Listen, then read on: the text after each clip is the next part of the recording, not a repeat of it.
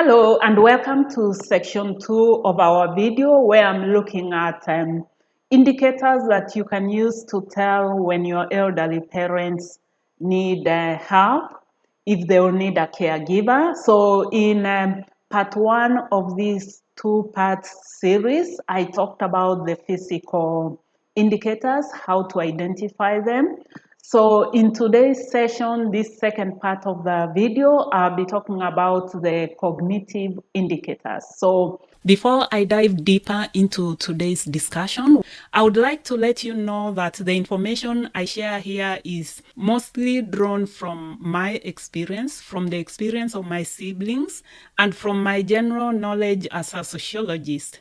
So if you would like to implement or to make use of any of the information that I share here, I would advise that you first consult with experts in the specific area. And this is something that you're going to see as you follow along in our journey, that we've been able to consult widely with different area experts as we continue to transform our rural home into a comfortable and safe place for our elderly parents.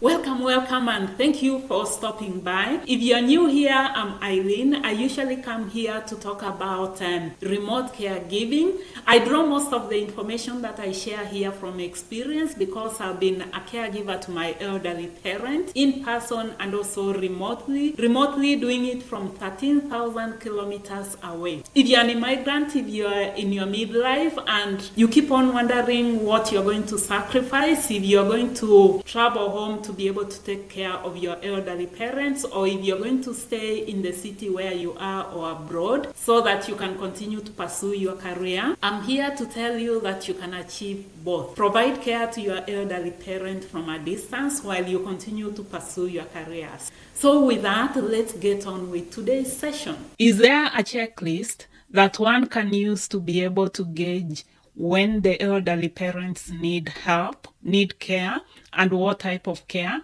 So now let's move on and look at the non-physical, the non-tangible signs and situations that you also need to pay attention to. So we'll start with cognitive health. And how do you gauge this? You can do this by, as you are living and engaging with your parents, do you notice like they are having memory loss compared to maybe the last time when you were with them? Are they forgetting things, small things like where they've placed items? When you walk around with them, maybe going to the market or visiting friends and relatives, are your parents forgetting names of people that they used to know? Are they forgetting maybe routes to regular places that they used to visit before? And as I mentioned earlier, the best place for you to be able to identify or to gauge their cognitive health is when you are in the kitchen or you're at the family table eating. For example, are they forgetting where they've kept small items? For example, are they looking for salt where you keep dishes, where you keep cooking pots? Are they looking for a cooking pot where in the cupboard where they usually keep salt or sugar? And it's not something that you're going to observe once and be like, oh yeah, they need help in this area, because we all forget. Remember, how many times have you looked for your car key and yet you have it in your hand? So many times. But now it's looking and comparing how your parents used to do certain things before and how they are doing it now. For example, in my case, I would know very fast if my mother is like losing her cognitive health in relation to remembering. To date, my mother, when I ask her about phone calls of like a family member when I'm in the village, it still surprises me when she's like, are you ready to call? And I'm like, where is the number? And she keeps on saying, bring your phone. Are you ready to call? And then she will, from memory, she'll give you a phone number of somebody. She'll be like, do you want their Safaricom or their Celtel numbers? Because in Kenya, there are two main mobile cell providers. And you will find that for these friends or relatives, she has their phone numbers in memory. So she'll be like 0722, that's Safaricom, 0733 if it's the cancel. And I'm like, oh my goodness, this skill that most of us have lost, because what we do is we've saved somebody's number in our phone and we just go there and search for it and call them. For her, she has the number in her head when she wants to call such people. Even though the numbers are saved in her phone, what she will normally do, because she's not very good when it comes to searching on her phone. Again, we'll be talking about this in future episodes on how we can get our parents to use modern technology. So what my mom will normally do is when she's calling a friend or a relative, and these are people who are close to her, she'll get her phone and from her head, from her mind, she'll punch in the phone number and call the person. So for me, if one day I find that she's not able to do that, then that's how I recognize that she's losing that part of her skill. So for you, what are some of the things that you know your parents do automatically, you know, from their mind, but now maybe when you're visiting with them this time, they are not able to do that? So observe and see how often it's occurring, and then with that, maybe later on you can be able to reach a conclusion that they need help, they need care, or they need a caregiver, somebody to be with them, to be helping them when it comes to such situations where they are looking for something. Related to the above, another sign to look for is in terms of their emotional and mental well-being. By doing this, you'll indirectly be looking for signs of depression, signs of anxiety, or signs of withdrawal, especially if your parents have been very outgoing people, but then this time when you are visiting, you notice that they are very withdrawn.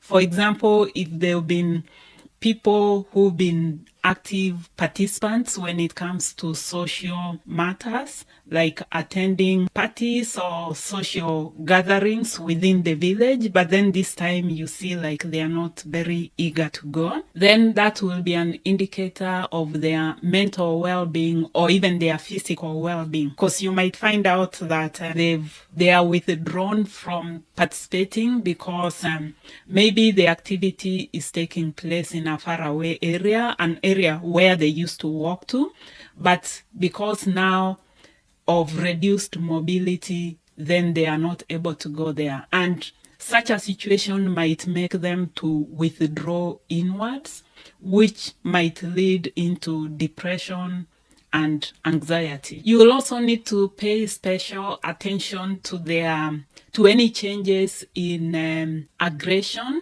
Like, has it changed? Are they more aggressive now? Are they less aggressive? What about paranoia?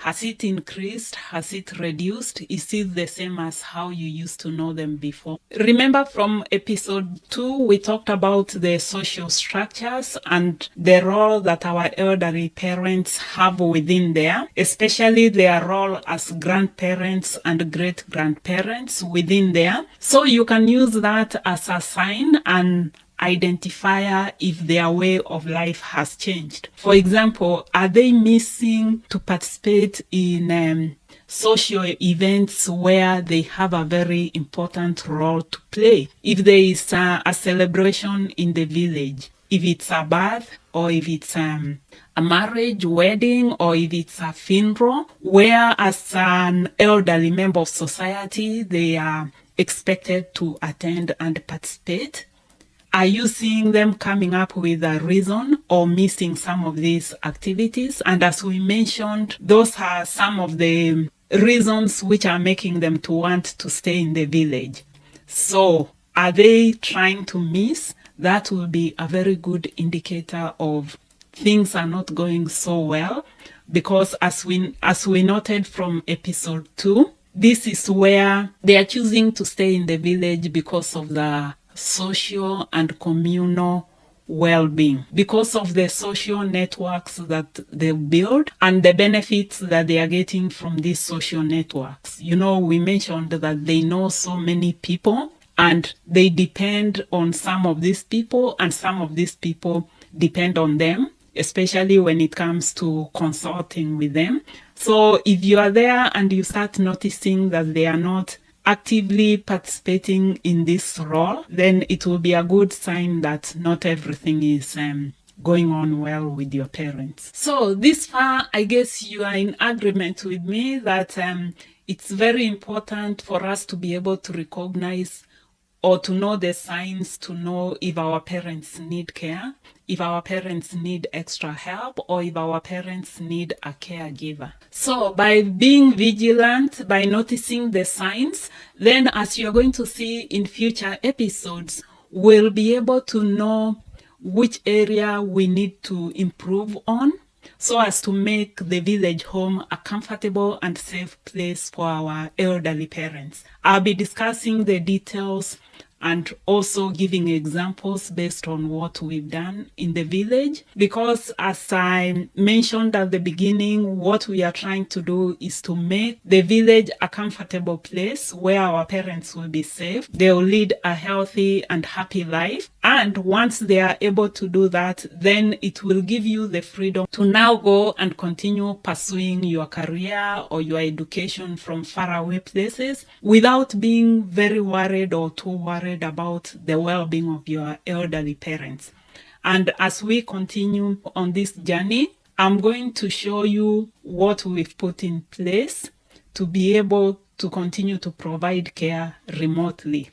I guess up to here, you've noticed that we are on a very structured journey because in the first episode, I shared a summary of the different services and products that we've put in place.